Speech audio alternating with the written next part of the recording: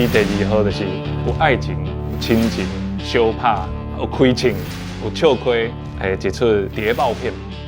这个故事基本上是咧讲，两岸中国甲台湾的政治的现况。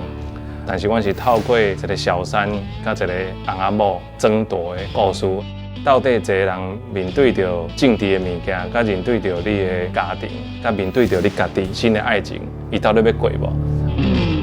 这出电影是我疫情的时阵甲制作人想到的。视讯这物件都趣味的，因为视讯甲人甲人之间的距离拉会足远的。但是，我较关心另外一个格子内底有啥物奇怪故事，会拄到啥物奇怪的人。所以，我捌去看过日本、美国人安怎拍这种视讯剧。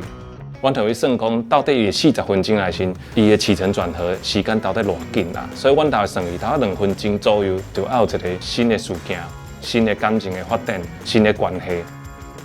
对于演员来说，这就是一个挑战，因为咱人伫视讯的时候，你是看视讯另外一个人的画面嘛，但是安尼拍起来时，你的眼睛就太下面了，所以你来看电脑中间一个不存在的平行线。但迄个平行线，我觉得盲点就讲，你就看袂到另外一个演员，所以你都甲空气的演戏尔。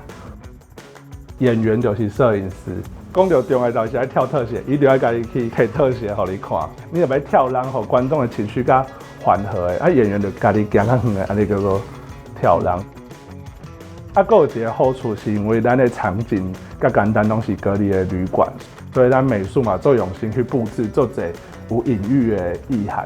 制成的房间就一边是万里长城啊熊猫，啊一边就是花，啊是因某爱花。那这场戏讲甲制成甲中国，阮就会甲镜头偏甲万里长城迄边，啊这场若是伊对因某较爱，阮就会偏花的这边。在疫情的期间。替这个疫情留下一个纪念。另外一部分，佫会讲出中国甲台湾的政治的关系。